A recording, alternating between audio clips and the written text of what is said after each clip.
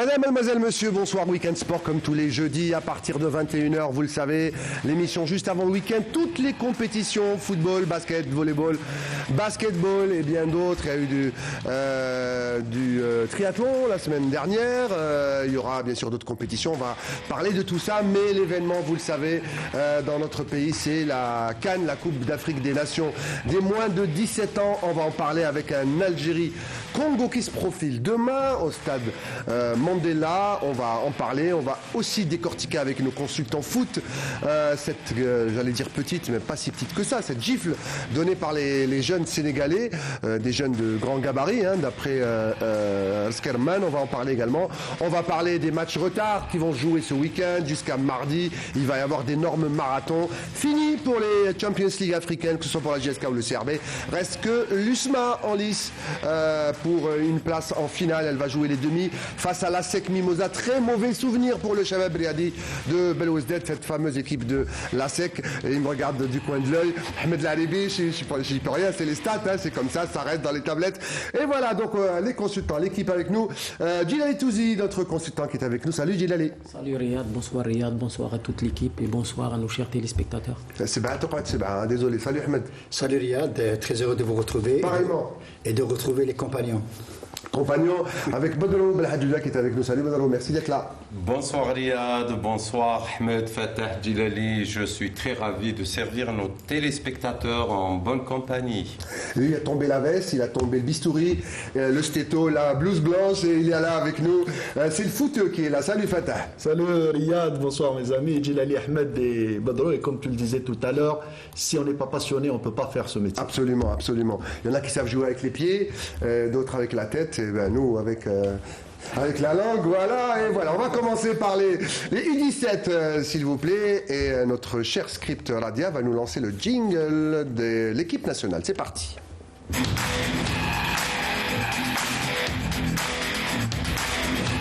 Alors, on a pris un grand vent face aux Sénégalais. Ça a été dur à encaisser 3-0. Mais toutes les chances restent intactes pour l'Algérie face au Congo, l'équipe du Congo qui affrontera les jeunes Algériens demain. Et on va regarder ce papier d'avant-match préparé par Sami Achicho et on revient en parler juste après. Somalie, une défaite devant le Sénégal. Le 11 national abordera le troisième match avec une grande détermination afin d'éviter tout calcul. Al-Skerman et son staff ont basé leur travail sur l'aspect psychologique. Physiquement, l'équipe est fin prête pour cette chaude empoignade face au Congo. C'est un match très important pour déterminer celui qui finira deuxième du groupe. On va tout faire pour gagner les 3 points et rendre les Algériens fiers de cette équipe. نسعوا باش نتأهلوا في المرتبة الثانية بنتيجة إن شاء الله مرضية وتكون في صالحنا إن شاء الله. Anatouf et ses camarades auront à cœur de se racheter lors de la dernière journée du groupe A. Ces derniers sont décidés à relever la tête et à aborder ce dernier match avec beaucoup de détermination. مباراة راح تكون بمثابة نهائي. Cette rencontre, on l'abordera comme une finale. On est motivé et déterminé à réaliser un bon résultat. Notre but sera de gagner et se qualifier. En face, les Congolais joueront leur dernière chance de qualification après une défaite et un match nul. On va aborder ce match pour pouvoir chercher la qualification. L'Algérie a pu perdre contre le Sénégal, mais ça c'est autre chose. Nous allons jouer un match pour gagner et ce qui s'est passé entre l'Algérie et le Sénégal, c'est autre chose, c'est un autre match. Algérie-Congo, ça sera ce vendredi à partir de 20h au stade Nelson Mandela. En même temps, au stade Cheikh Hamlaoui de Constantine, le Sénégal sera opposé à la Somalie. Et voilà, sous le regard bienveillant au-dessus du stade de Madiba, donc à 20h au stade Mandela, cette Algérie-Congo qu'on va aborder. Vous l'avez vu, en tout cas les Congolais qui sont bons, en tout cas dans la communication, qui disent c'est pas le même match, attention. Mais 3-0, Djilali, ça a du mal à passer quand même avant d'aborder ce match face au Congo. Il faut se reconcentrer. Il faut se remobiliser aussi. Il faut tourner la page. Il faut essayer d'être présent sur le plan Mais d'abord, mental. Il faut expliquer qu'est-ce qui s'est passé. Oui, lors du match, peut-être je dirais que c'est une contre-performance qui est douloureuse en quelque sorte. Moi, on n'a pas trop parlé de cette équipe du Sénégal avant la rencontre. Bon, par la suite, certes, on a constaté que c'est des joueurs très, très, très costauds sur le plan morphologique, mais aussi très techniques. Ça démontre qu'il y a une formation, un travail qui est en train de se faire au Sénégal, ça fait plus de 10 ans. Par contre, par rapport à notre équipe nationale, il y a certaines choses qui se sont pas bien déroulées comme on veut. Surtout, il y a eu des insuffisances et des carences sur le plan, je dirais, tactique. Surtout, moi j'ai constaté 4 points très importants. Allez-y, rapidement. Il n'y a pas eu dans l'organisation du jeu, il n'y a pas eu cette relation, cette connexion entre le milieu de terrain et les attaquants beaucoup plus. Il n'y avait pas assez de jeu en mouvement. On ne faisait pas assez d'appels dans les dos des défenseurs sénégalais. Pour essayer de prendre de vitesse les adversaires. Oui, parce que là, dans le football moderne, surtout s'il y a une différence de gabarit, on est obligé d'être très vif, très rapide dans les actions. Et il faudra être toujours en mouvement. Disponibilité aussi pour pouvoir donner solution aux porteurs du ballon. Il y a une petite remarque que j'ai faite aussi.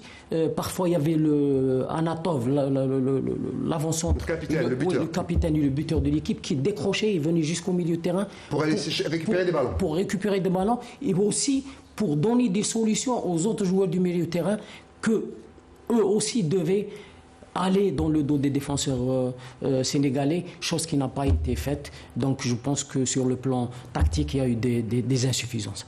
Et puis il y a aussi l'entraîneur du Sénégal qui a dit « J'ai étudié le jeu des Algériens et j'ai tout de suite compris qu'il fallait les empêcher de jouer balle au pied, donc je les ai étouffés tout de suite très haut. » Donc ce qui fait que ça c'est un peu le catenaccio italien, c'est faire déjouer l'adversaire, c'est-à-dire leur empêcher de jouer leur propre jeu. Il n'y a pas que le physique, Ahmed, il y a aussi le fait qu'ils te battent physiquement dans les duels, ce qui est normal. Mais ça peut se contourner quand on arrive à développer son jeu rapidement, comme a dit Djilali. C'est-à-dire, c'est pas forcément de courir plus vite que l'adversaire, puisque Arman a dit court plus vite que nous. C'est faire circuler le ballon plus vite que l'adversaire et de proposer des solutions de passe, ce qui n'est pas arrivé. Ah oui, vous avez parlé d'études de l'adversaire. Maintenant, c'est une qualité de haut niveau. Maintenant, même au niveau des jeunes, il y a ce qu'on appelle le visionnage, c'est très important. Puis, j'ai envie de dire que personne ne s'attendait à un tel score. C'est vrai qu'on joue chez nous, tout le monde se disait que c'est vrai qu'il y a une déception énorme. Tout le monde était déçu d'abord par la manière de jouer de nos joueurs, par le résultat 3-0. On a reçu une gifle, il ne faut pas l'oublier, mais ça fait partie du jeu. Maintenant, ce qu'il faut faire, c'est être vraiment concentré sur le match du Congo. Il y a beaucoup de gens qui pensent que le Congo, c'est pas une expression, allez, joviale, triviale, Robza. Non, attention, pas du tout. Maintenant, la réalité du terrain, elle est autre. Et puis, ils sont physiques aussi. Hein, ils sont physiques, oui, c'est vrai. On a entendu tout à l'heure le joueur le Congolais. Il disait qu'on est déterminé, ils cherchent la victoire. Ils savent ce qui les attend. Quoique, ils sont dans un âge vraiment où ils sont en préformation et en post-formation. Mais c'est des joueurs qui sont avertis, qui sont aguerris. Ce que j'ai remarqué dans les derniers matchs, c'est qu'il y a une animation, il y a une possession de balle de tous les pays, même la Somalie qui est pour sa première édition. C'est vrai que ils ont joué un bon match face au Congo. Très bon match. Ils ont pris un point quand même. J'ai suivi le match. C'est vrai, on a gagné 2-0. On a senti qu'on va faire un bon départ. Ça n'a pas été le cas parce qu'on est tombé sur meilleur que nous. Il faut l'avouer. Il faut admettre on s'est pris un mur. Parce qu'on s'est dit que les Sénégalais étaient bons. Ils auraient pu nous battre. On s'est dit que score électrique est 1-0, 2-1. Mais 3-0, ça a été quand même... Mais je peux vous dire, Riyad, qu'en deuxième mi-temps, nos joueurs, ils n'avaient pas les uns pour lutter contre ces joueurs du Sénégal. Juste pour vous rajouter, en plus du physique, ces garçons, les Sénégalais, hein, ils ont un mental. Moi, j'ai écouté leur zone mixte en sortant de la douche après le match. Eh bien, unanimement, c'est le discours depuis Dakar. Vous savez ce qu'ils ont dit, tous, sans exception? On est venu pour se qualifier à la Coupe du Monde. Ils n'ont pas dit on est venu gagner la CAN des U17. En fait, dans leur tête, ils vont la gagner. ou ils espèrent la gagner, ils sont là pour ça. Mais regardez ce qu'ils ont dit. On est venu pour se qualifier à la Coupe du Monde et on veut partir en Coupe du Monde, tenez-vous bien, et on veut gagner la Coupe du Monde et la ramener au pays. 6 joueurs ont dit ça. On est venu pour se qualifier en Coupe du Monde, pour aller gagner la Coupe du Monde. Regardez le mental de ces jeunes garçons. Et pourquoi ils ont dit ça? Parce qu'ils ont les qualités pour aller très loin et ramener cette Ils sont conscients, ils sont conscients de leur qualité. Parce que ça fait partie de leur cursus de formation. Et puis deuxièmement, ce qu'il faut relever, Riyad, c'est que, vous savez, dans une carrière de jeune joueur, vous sortez d'une Coupe d'Afrique des Nations U17 et vous allez juste après jouer une Coupe du Monde. Ça vous fait grandir mentalement sur le plan. Et puis il y a aussi ce qu'on appelle les gens qui vont faire le scouting. Et puis l'année prochaine, vous avez 18 ans, le scouting, et vous trouvez un grand club. Non, je veux parler de scouting. Actuellement, chez nous, il y a beaucoup de clubs français qui ont envoyé leurs émissaires. Il y a même un club italien qui est l'Udinese. Il y a Montpellier, il y a Toulouse, il y a Marseille, il y a PSG. Donc, pour vous dire que c'est des joueurs... Petit budget et grand talent. L'Udinese, Toulouse... Par ça, Riyad, ce que j'ai décelé comme information, la plupart des équipes africaines qui sont chez nous, les U17, au niveau des gardiens de but, il y a un très bon gabarit de morphotype. Ils sont vraiment géants. On va demander ça à Abdelnour, le gardien du temple. Juste une phrase. Et ensuite, Djilali. Non, moi je vais dire juste une phrase. Il n'y a pas de secret, Riyad. Champion d'Afrique en titre, Cannes, Chan, U20 et U17 sont en chemin. Le foot est au Sénégal en ce moment. Absolument. Et il n'y a pas de secret pour ça. Djilali l'a bien précisé. Badro le répète à chaque fois. Il n'y a que le travail, Badro. Et puis vous avez oublié l'équipe nationale féminine, champion d'Afrique. C'est ce que j'étais en train de dire. Je l'ai pas cité. Big Soccer, ils sont champions. Ils ont tout raflé. Moi, je pense que le Sénégal, actuellement, ils ont pris le relais de la Côte d'Ivoire. Ouais. Donc, c'est la Côte d'Ivoire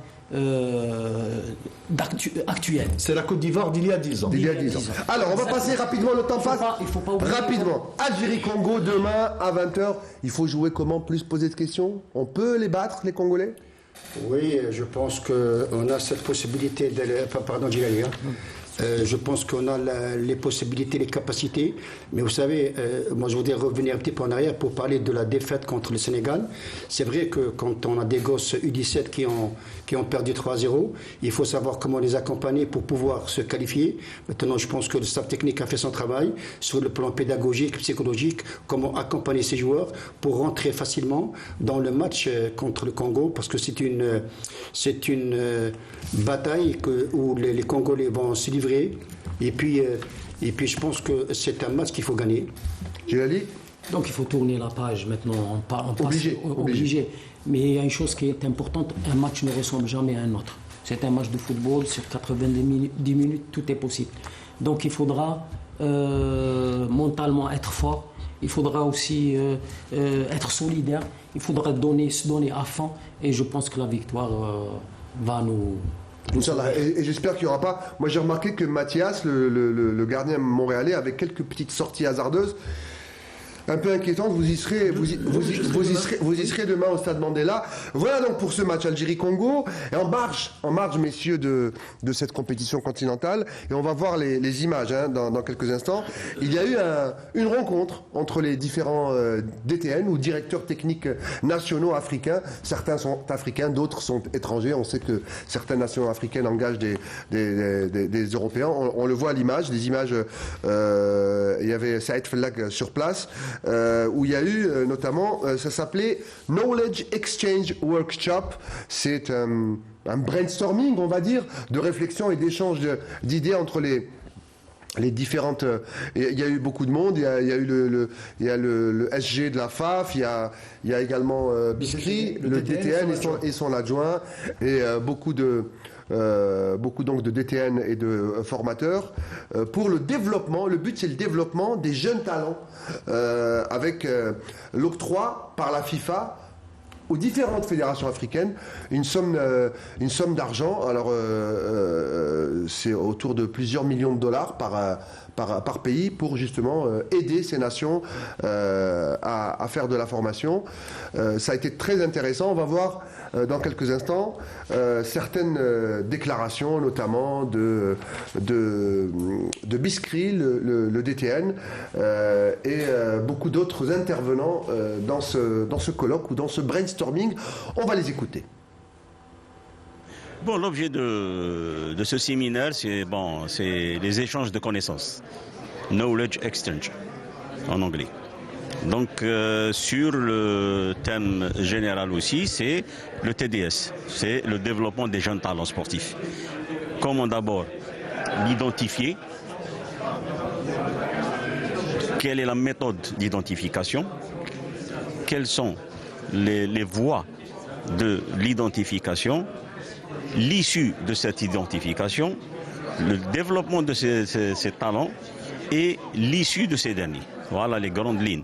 Maintenant, ces échanges-là, qu'est-ce qu'un pays peut en tirer de l'autre pour développer le talent et bien sûr les jeunes qui puissent avoir un football de demain plus percutant, plus développé et c'est ça, parce que le football de demain c'est l'enfant d'aujourd'hui. En Algérie la priorité c'est la formation des formateurs, c'est des entraîneurs, puis bon, au niveau des académies, par exemple quand on a dit qu'on va lancer 16 académies, c'est pas dès l'année prochaine par exemple, c'est qu'il y a des échéances. On commence par exemple, là on peut commencer par 4-5 académies et des classes foot. Voilà, on est en train de discuter au plateau. Hein. Le brainstorming, il est aussi en direct ici, messieurs. Alors, on va enchaîner les déclarations qui étaient au micro de Saïd Fellak et on va les découvrir en même temps que vous. Et puis, on va écouter ce que vont dire les intervenants qui ont brainstormé. Alors, brainstormer, le brainstorm, on traduit de l'anglais, c'est une tempête de cerveau. Ça veut dire que plein de cerveaux échangent leurs idées comme ça dans un petit tourbillon et ça fait des échanges, d'où le terme brainstorming. Je suis pas loin, hein. Ça va, je me débrouille. Oui. Je suis pas loin. Hein oui. Ouais, c'est pas mal. Alors, on va écouter ces déclarations et on revient sur le plateau. Alors, ce programme de développement des talents que met en place la FIFA, programme très récent puisqu'il date de 2022, je pense va permettre à l'Afrique et à tous ces pays au travers de ce programme d'identification et de développement, parce que les identifier c'est bien, mais les développer c'est sans doute nécessaire et indispensable, de tous ces talents, va permettre, je pense, à l'Afrique de demain de pouvoir, je dirais, surfer et rayonner sur la planète mondiale. Il y a l'Algérie qui a aussi développé de nombreuses structures et qui est en train de développer un programme dans ce sens. Il y a le Sénégal qui commence à surfer sur de nombreux et d'excellents résultats au travers de toutes ces équipes, que ce soit les A mais aussi les équipes de jeunes. Donc voilà, je pense que l'Afrique s'est mise en marche. Et vu la quantité et le nombre de talents qui composent tous les pays d'Afrique, je pense que l'Afrique de demain va peser lourd dans le football mondial d'ici quelques temps. Au Sénégal, nous avons fait une vidéo, une présentation sur en tout cas le chemin parcours du footballeur sénégalais, et nous l'avons montré que nous avions tout le temps travaillé sur des clubs, sur 3 centres de formation pour mettre en place nos équipes nationales. Lesquels centres étaient le centre Génération Foot, Djambar, Dakar Sacré-Cœur, qui ont tout le temps été effectivement nos clubs, nos structures préférées pour mettre en place nos équipes nationales de jeunes U17. Oui, le secret de la réussite, c'est en fait ce que je vous explique. C'est-à-dire aujourd'hui, on s'est posé la question, mais ces jeunes que l'on prend dans les centres-là, où est-ce qu'on les prend? Où est-ce qu'on les prend? Et effectivement, quand nous avons fait une enquête au niveau des centres, effectivement, comme je vous ai dit, ce sont des recruteurs qui sont dans les quartiers, dans les trucs partout pour recruter des joueurs, n'est-ce pas? Alors nous, on s'est dit, mais il faut qu'on organise ça, cette façon de recrutement.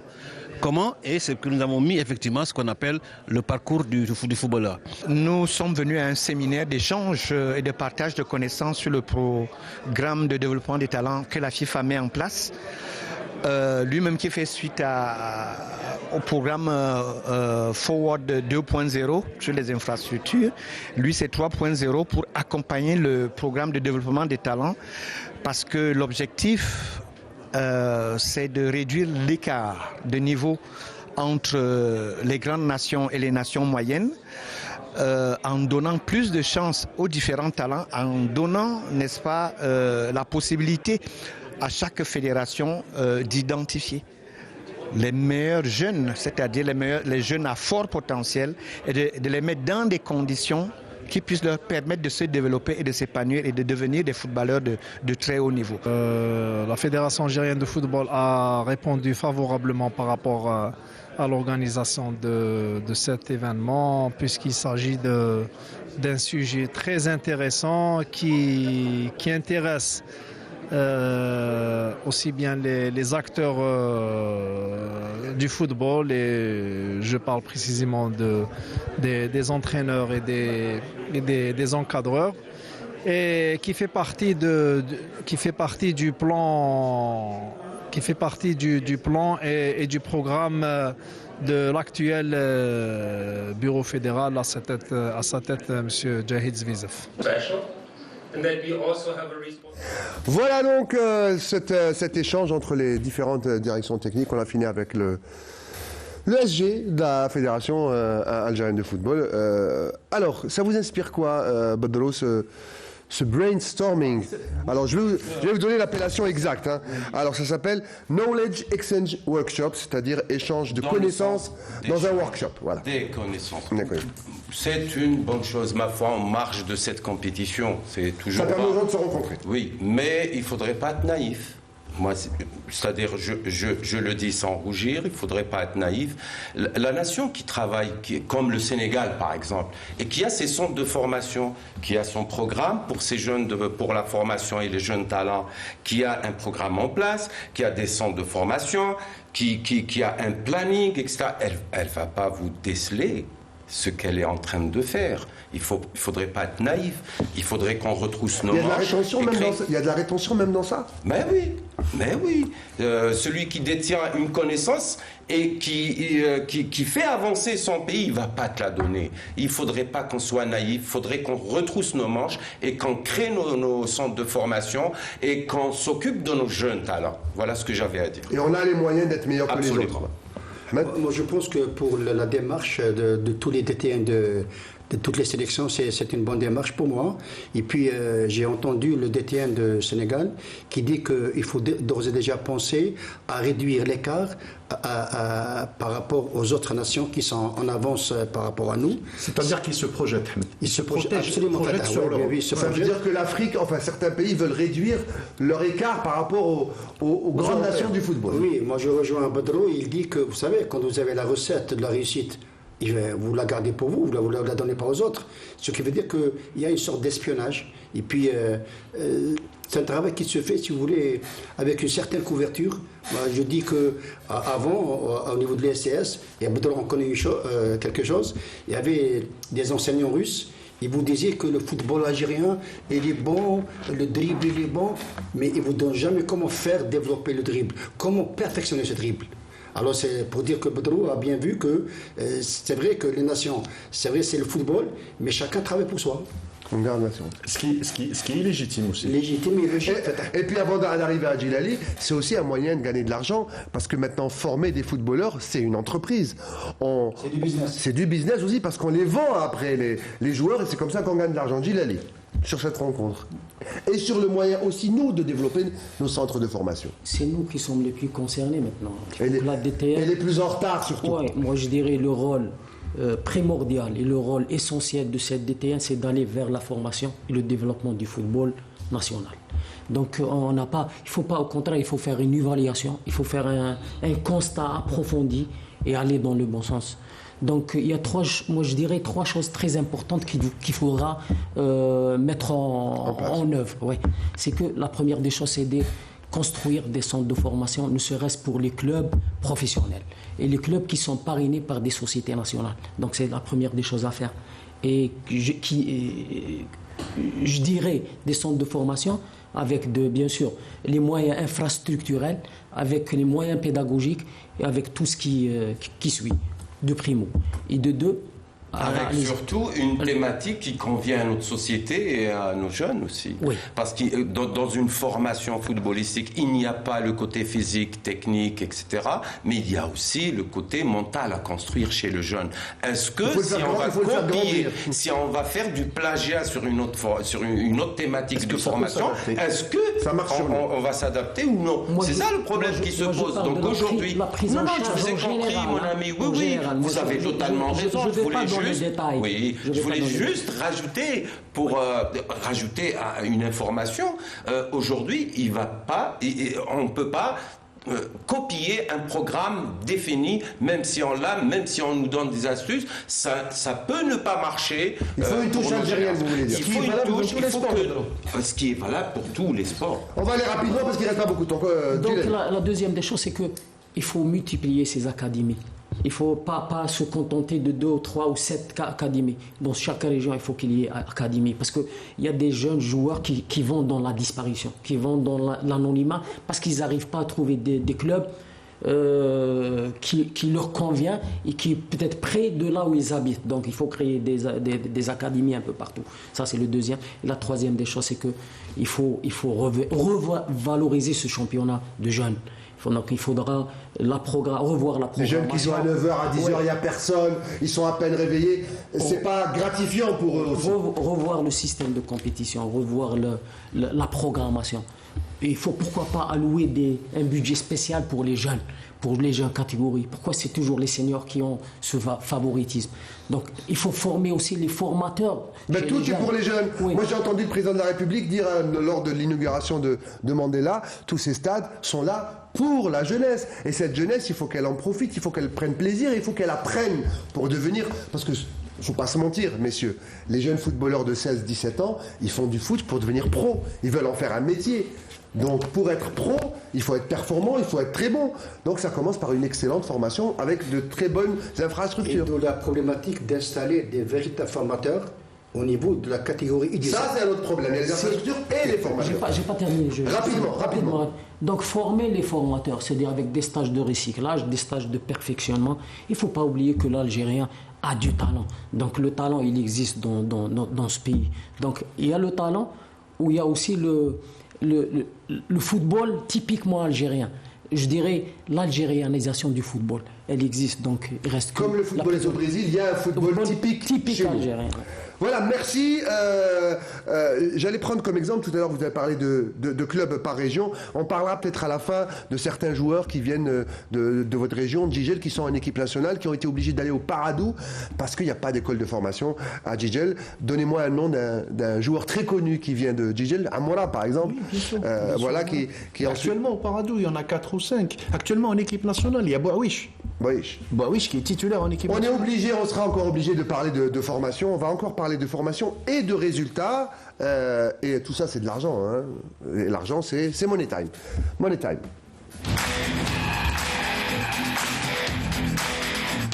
Money Time et Badolo, ça rime pas, mais c'est pareil. Badolo, de quoi vous allez nous parler aujourd'hui? C'est un sujet de portée générale et qui a trait un peu à ce qui s'est passé, c'est-à-dire on a un peu mis beaucoup de pression chez les jeunes, chez les U17. Et ça, c'est une très très mauvaise chose. Là, je voudrais parler des compétitions internationales dans toutes disciplines confondues, chez les jeunes catégories et les obligations de résultats par la structure ministérielle. C'est-à-dire à chaque fois qu'il y a une compétition internationale, surtout quand elle se déroule à l'étranger, pour les U17 ou U15, cadets, juniors, minimes, on oblige les fédérations à pronostiquer les résultats et puis à mettre la barre très haute. Donc le ministère de la Jeunesse et des Sports, par le biais de ses services, impose aux fédérations sportives des pronostics de résultats quant à leur participation aux échéances internationales. Ce constat semble être dommageable à une stratégie globale et à toute la communauté sportive, impliquant ainsi des aléas et des perturbations au niveau des structures dirigeantes, fédérations, ligues et clubs. Parmi ces perturbations, le non-respect des phases de formation du jeune sportif, la recherche précoce des résultats par les entraîneurs des jeunes catégories au détriment des évaluations périodiques des acquis et des compétences à atteindre, l'éloignement du jeune sportif de la maîtrise de la compétition, les perturbations psychologiques et la grande pression qui engendrent l'augmentation du stress négatif chez le jeune sportif. Et enfin et surtout, la déperdition des jeunes talents sportifs, toutes disciplines confondues. Donc à mon humble avis, ce qu'il faut retenir, la compétition chez les jeunes sportifs même international, devrait être un moyen d'évaluation périodique qui fait tout simplement partie de sa formation. Donc pas d'exigence du résultat. Pas d'exigence. La compétition de jeunes, c'est de la formation. Elle fait partie de la formation. Messieurs, vous êtes d'accord avec ce qu'il a dit? Oui, moi je suis entièrement d'accord. Pas de pression sur les jeunes? Bien sûr, parce que c'est des gens qu'il faut savoir accompagner. Je dis souvent, sur le plan pédagogique, sur le plan psychologique. Là, il a fait un truc vraiment formidable. Il y a le respect de la base de formation du jeune. Vous savez, cette catégorie U17, le formateur, il n'a pas le droit d'élever le ton envers le joueur. Parce que là, il doit l'accompagner et lui trouver des repères. Parce que c'est l'adolescence. L'adolescence, oui. Parce Ahmed, que là, dans ce cas, excuse-moi, j'ouvre une parenthèse, Ahmed. Un dernier mot chacun et on passe à la Ligue 1. Non, dans ce cas, excuse-moi, Ahmed, mais il est très important que ça soit le formateur adéquat, le formateur qu'il faut. Parce que le problème ne sera pas dans le jeune, mais surtout dans le formateur. Oui, le formateur forme. En fait, moi, j'ai toujours dit qu'au niveau des catégories jeunes, et je parle en connaissance de cause, il faut, parce qu'un formateur, c'est d'abord un métier. Donc, il a le profil. Maintenant, vous savez, on parle souvent de centre de formation. Moi, je parle beaucoup plus de camp d'entraînement. Parce que si vous voyez un organigramme d'un centre de formation, on n'est pas prêt de le réaliser. Maintenant, on a besoin de camp d'entraînement. Ok, je suis d'accord. Mais un centre de formation, ça demande beaucoup de moyens. De moyens humains et aussi infrastructurels, messieurs. On va rester avec le foot. C'est passionnant. Hein. Je passerai toute la soirée avec vous, messieurs. On va rester avec le foot et on passe à la Ligue 1.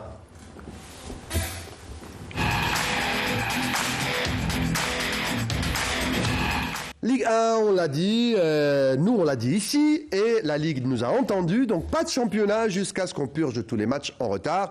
Et ce week-end, Fateh, il va y avoir quelques matchs en retard. On va regarder ce qui nous attend cette semaine avec Fateh Abada.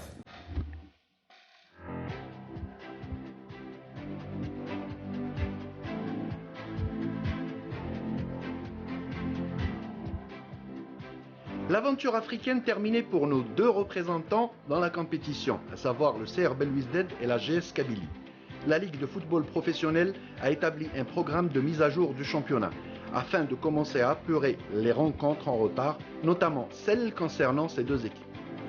Le leader actuel, le CR Belouizdad, rencontrera l'Entente de Sétif le vendredi 5 mai pour le compte de la mise à jour de la 19e journée. 4 jours plus tard, c'est-à-dire le 9 mai, les Belouizdadis iront défier le Mouloudia d'Alger dans un derby algérois des plus prometteurs, et cela pour le compte de la mise à jour de la 20e journée. Draoui et ses coéquipiers devraient ensuite rencontrer la GSEB le samedi 13 mai pour le compte des 8e de finale de la Coupe d'Algérie, avant de jouer la 23e journée de championnat programmée les 17 et 18 face au RC Erba pour enfin finir ce marathon le 21 du même mois en cas de qualification en coupe et éventuellement affronter l'AS Khroub en quart de finale de Dame Coupe. C'est donc un match tous les 4 jours qui attend les enfants de l'Aqiba durant ce mois de mai. Un véritable parcours du combattant pour les protégés d'El Kouki qui devraient se remettre très vite de leur élimination africaine s'ils veulent sauver la saison. De leur côté, les Canaries menacés par la relégation et sous la coupe de leur nouvel entraîneur Youssef Mouzidi n'échappent pas à cette intense programmation. Les Kabyles joueront un match tous les 4 jours, en commençant par un gros morceau qu'est le néo-demi-finaliste de la Coupe de la CAF, l'USM Alger, dès ce vendredi 5 mai, pour le compte de la mise à jour de la 18e journée. Les coéquipiers de Bouchenchouch iront 4 jours plus tard défier les 6 Kawa de l'USM Khenchla, dans un déplacement des plus périlleux, dans le cadre de la mise à jour de la 19e journée, avant de recevoir le MC El Beyd le 13 mai pour jouer leur match en retard de la 20e journée et finir ainsi leur mise à jour. Les Usmistes, seuls rescapés algériens dans les compétitions africaines, n'échappent qu'à moitié à ce rythme effréné. En effet, les gars de Soustara ne joueront que 2 sur leurs 4 matchs en retard, en raison de leur rencontre des demi-finales de la Coupe de la CAF face à la SEC Mimosa. Les poulains de Benchicha rencontreront donc la GS Kabylie le vendredi 5 mai et le Parado Athletic Club le 21 du même mois. Match comptant pour la mise à jour de la 20e journée de championnat. Quant à leur rencontre face au MC Oran et au MC Alger, respectivement de la 21e et la 23e journée, la Ligue de football professionnel attendra certainement l'issue des demi-finales de la Coupe de la CAF avant de les programmer.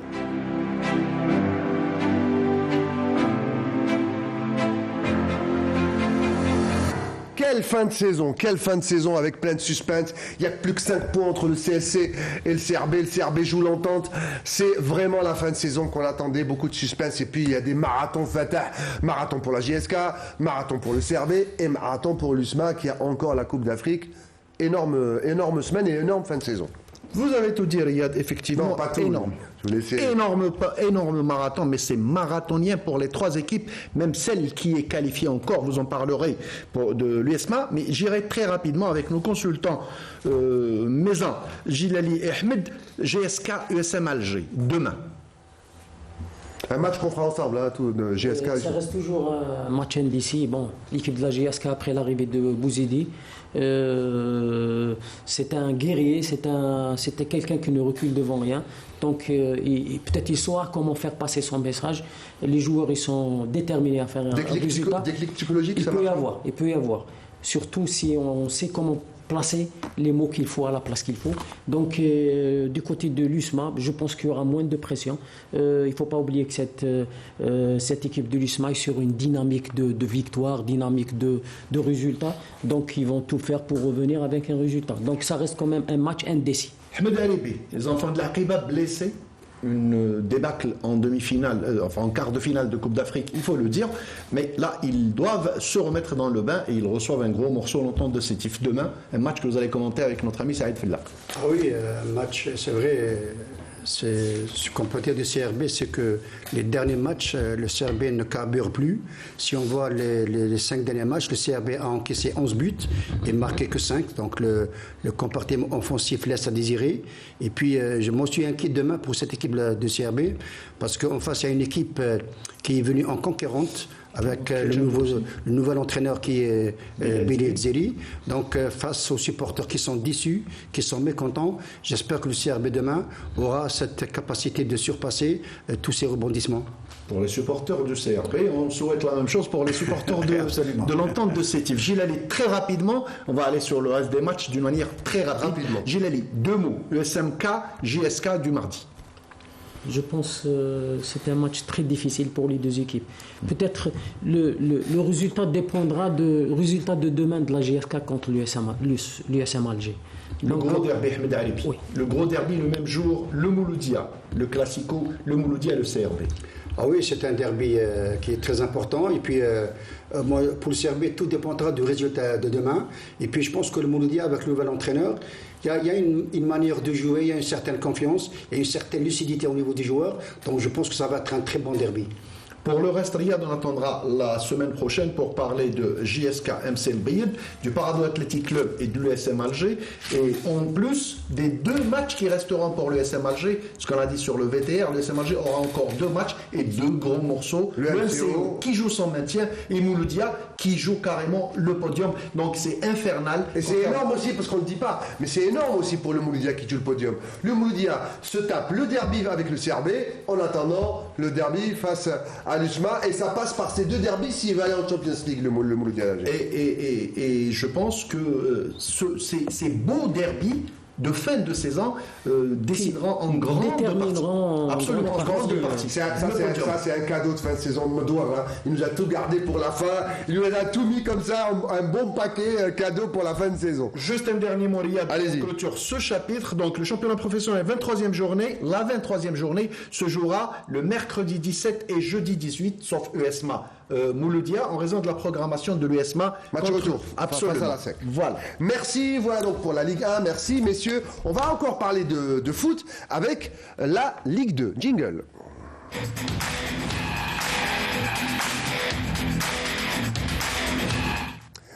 Et on est à la 26e journée en ce qui concerne la Ligue 2. On vous donnera le programme dans quelques instants. Mais tout de suite, présentation de cette journée dans les deux groupes avec Sid Ahmed Bouraïb. Le sprint final pour l'accession est lancé. Dans le groupe centre-est, le leader, l'US Sousse, aura un déplacement périlleux à négocier sur le terrain du Mouloudia de Constantine 5e et réputé difficile à jouer à domicile. Juste derrière, l'AS Khroub, qui se trouve à 1 point seulement, jouera également hors de ses bases, et plus précisément Khmis Rchna, où il affrontera l'équipe locale. Derrière le duo de tête, le NRB Tlerma accueillera à huis clos l'AS El Mlila avec l'ambition de l'emporter pour entretenir l'espoir de revenir sur la tête du classement, tandis que le S Sorlozlan défiera le MC L'Alma. Dans la lutte pour le maintien, l'US Chaouia, premier non relégable avec 30 points, sera en appel sur le terrain de l'USM Al-Harrach. Dans le groupe centre-ouest, la course à l'accession est tout aussi passionnante. Le leader, l'US Ben Aknoun, accueillera l'Olympique de Médéa avec l'objectif de garder la tête du classement. L'US Mostaganem éliminé en coupe se dévouera désormais à 100% pour le championnat. Embusqué au troisième rang avec 53 points, la GSM Tiaret évoluera de son côté chez le Wydad de Tlemcen 14e qui lutte pour le maintien en Ligue 2 dans une rencontre qui se jouera sans public. Cette 26e journée sera également marquée par plusieurs duels dans la lutte pour le maintien, à commencer par le match entre le RC Kouba et le RC Relisen qui est déjà relégué au palier inférieur, ou encore celui opposant le MC Saïda au SCAF Khmis Meliana. Voilà donc cette présentation de Sid Ahmed Bouraïb. Et on va récapituler ces matchs avec de belles affiches. On va commencer par l'Est, Fatah. Comme l'a dit notre ami Sid Ahmed Bouraïb, de très beaux matchs, de très belles rencontres. L'IRB Ouergla qui va rencontrer le Hamra Annaba, donc c'est la relégation qui se joue. Le MOC Constantine qui va recevoir le leader, l'US Souf, un match très disputé certainement au vu de la position de l'US Souf qui est leader et qui joue l'accession. Le NRB Tlerma qui reçoit à huis clos l'AS Mlila, la GSM Skikda qui a déjà rétrogradé, qui reçoit le Cap Batna, l'USM Annaba qui reçoit la GS Borj Mlaïn, aussi c'est le maintien. L'IRB Khmis El Kheshna qui reçoit l'AS Khroub qui joue l'accession aussi, c'est à huis clos. El Harrach qui reçoit, l'USM Harrach qui reçoit l'US Chaouia, et enfin le MC L'Alma qui reçoit l'US Sorlozlan et aussi à huis clos. Tous ces matchs se joueront samedi à partir de 15h. Et pour le groupe centre-ouest, tous les matchs commenceront à 15h. Mais tenez-vous bien, il y a 4 huis clos dans cette journée. 4 matchs sans spectateurs. Alors, pour ceux qui espèrent encore finir en tête, c'est-à-dire Tiaret qui dégringole à la 3e place, l'Espérance de Mosta qu'on a vu la semaine dernière, messieurs, en coupe face au Paradou, et Ben Aknoun. Il n'y a que Ben Aknoun qui joue à domicile, à huis clos, et qui reçoit l'Olympique de Médéa. Mostaganem se déplace dans un derby chez le Galia à Mascara, et puis Tiaret à huis clos encore une fois dans un autre derby face au Wydad de Tlemcen, en mauvaise posture le Wydad de Tlemcen. Alors qui sortira glorieux de cette journée entre les trois, on verra bien. Encore un autre huis clos. Mechria sans public reçoit l'Azmo d'Oran, et puis le SCAF de Khmis Meliana qui a failli passer, le SCAF de Zawi qui perd devant l'AS Sochlef en Coupe d'Algérie au pénalty. Si ça continue comme ça, tous les matchs qui restent se joueront à huis clos. Et le SCAF Khmis Meliana aussi à huis clos face au Mouliad de Saïda. Seul match où il y aura du public. RC Kouba, c'est râpé pour Kouba, reçoit Relisen avec le public. Et puis le MCB Wetzli face au Wydad de Boufarik également avec le public. Et une journée à suivre donc pour cette Ligue 2. Je ne l'ai pas signalé, mais à l'Est aussi, c'est 3 matchs à huis clos, Riyad. Tlerma face à Mlila, Khmis Kheshna face à Al-Khroub, et aussi l'Alma face à Sorlov. Moi, je pense que de l'enjeu dans pratiquement il y a beaucoup d'enjeux, et je pense que c'est pour éviter que les supporters rentrent marquer les buts de la victoire. C'est déjà arrivé, et on préfère éviter d'en arriver là. Alors, on va me dire où est-ce qu'on en est. Voilà pour la Ligue 2, on va passer au jingle volleyball. Voilà.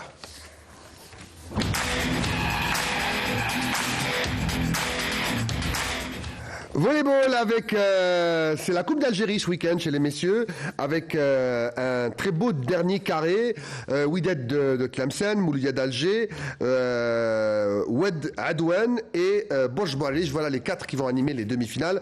On va voir donc ces demi-finales qui commenceront vendredi à partir de 16h à Bouira, la JSC Ouled Adouane qui reçoit le NRB Borj Bouarij, et puis à Chlef. On a délocalisé ce match. En fait, on a coupé un peu la poire en deux, puisque Tlemcen joue face au Mouliad d'Alger et les deux vont se rencontrer à Chlef. Allez, on voit le programme. Voilà, on va regarder ce tableau des demi-finales. Donc 16h à Bouira, Ouled Adouane, Borj Bouarij, et puis à Chlef, Wydad de Tlemcen, Mouloudia d'Alger. Voilà pour les demi-finales de Coupe d'Algérie de volleyball. Place au basketball. Jingle.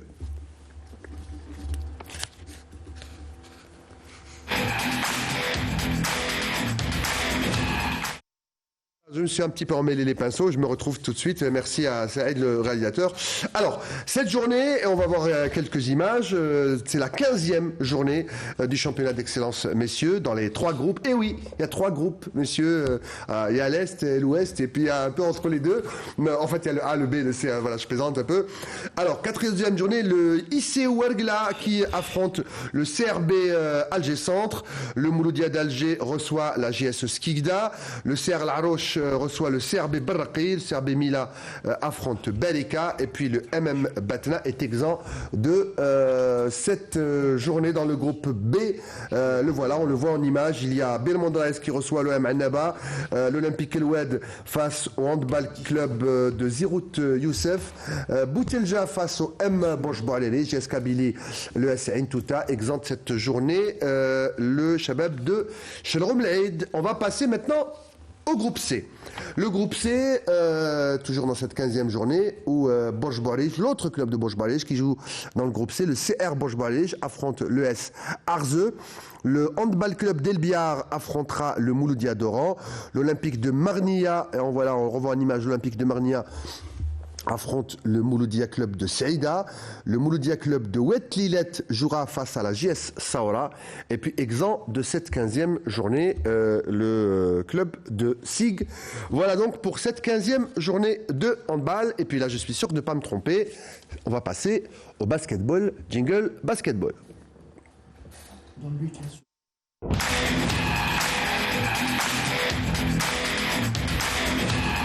Et le basketball avec le programme, cette fois-ci, des 8e de finale. Ça sera entre vendredi et samedi à Borj Boalij. Le CSC Guit Constantine face à l'Ulma. À Douera, il y aura un certain Mouloudia d'Alger face au CRB d'Arbeda. Ashlef Usma contre le CR Benessaf. Sétif, la ville de Sétif accueillera le NRB Stawali qui affrontera l'US Boukhadra. Stawali, ce sera Draria contre le NED du Sendé. Blida, la salle Omnisport, verra le match OMS Miliana au World de Boufarik. Et ce match-là, contrairement aux autres, se jouera à 18h30. Et puis samedi, à Bouera, il y aura le WRB, le Ulma, face à l'USM Blida. Ce sera à 16h. 2 heures plus tard, 18h ou 2 heures... Non, 2 heures plus tard. Il y a une petite coquille, 18h, à Blida, l'OMS Miliana, face au WOB de Boufarik. Voilà donc pour ces 8e de finale de coupe prévus entre vendredi et samedi. On arrive bientôt à la fin de cette émission. Quelques encablures. Il a droit au Money Time et il a droit aussi aux dernières secondes de l'émission. Badro, c'est le patron ici. Merci beaucoup. Je voudrais quand même donner des informations concernant la dernière journée des championnats d'Afrique U18 et U20 en Zambie. C'est une belle moisson. Pendant ces joutes, nos jeunes ont glané 17 médailles, dont 2 au nord. Je rappelle nos téléspectateurs qu'un championnat d'Afrique en athlétisme, c'est l'équivalent d'un championnat du monde. D'ailleurs, notre vice-champion du monde de l'année dernière, U20, au 800 mètres, n'a fait que 4e. Vous vous rendez compte? Donc, il faudrait quand même classifier les disciplines. C'est-à-dire, vous voulez dire que sur certaines épreuves et sur certaines distances, les Africains sont les meilleurs du monde. Absolument. Donc une compétition africaine, c'est un championnat du monde. C'est un championnat du monde. Donc voici, avec 17 médailles glanées lors de ces joutes, voici des jeunes à prendre en charge dès maintenant pour les JO de 2028. C'est maintenant qu'il va falloir prendre... On parle plus de 2024. C'est trop tard. Pour 2024, c'est trop tard. Il reste un faudra se rappeler de cette petite intervention de Baudelaire. C'est maintenant. Faudra pas dire qu'on ne savait pas. Non. Et puis, une prise en charge bien spécifique pour les JO de 2028. C'est aujourd'hui, c'est pas demain. Ça sera trop tard. Bravo pour les jeunes, en tout cas. Bravo pour les jeunes. Bravo, un grand bravo pour Amin Johri, qui est le directeur des jeunes talents sportifs au niveau de cette fédération d'athlétisme et qui fait un peu tout. Il n'a pas fait le déplacement, tout simplement parce qu'il occupe plusieurs tâches actuellement au niveau de la fédération. Il est aussi directeur de l'organisation sportive. Donc, je lance un appel. Quand c'est-à-dire, il faudrait quand même ramener d'autres techniciens au niveau de cette fédération. C'est une grande fédération avec un potentiel énorme. Il faudrait répartir. On a compris, moi je suis pris par le temps. Rapidement, j'ai même pas une minute. Alors vous voulez rajouter quelque chose? 30 secondes. Ça reste à vérifier une information disant que la CAF va lancer la CAN U15. CAN U15. C'est une info Djilali Touzi. CAN U15 lancé par la CAF. Merci messieurs, merci Djilali, merci Ahmed, merci docteur, merci Badro et merci surtout à vous mesdames, messieurs d'être si fidèles à Canal Algérie et à Weekend Sport et toutes les émissions sportives. Il y aura Canal Foot avec Saïd Fellak et puis 52 chrono mardi. Demain vous avez match. C'est Entente Servée. Vous serez avec Saïd Fellak, je n'oublie pas, salut Saïd. Vous serez en rouge, noir et blanc. Ça va être compliqué. Et puis Djilali Touzi et moi, on fera en différé ce fameux JSK USMA d'Alger, tellement important pour la survie des Canaries et pour le podium de l'USMA. Merci de votre fidélité. À la semaine prochaine. Au revoir à tous.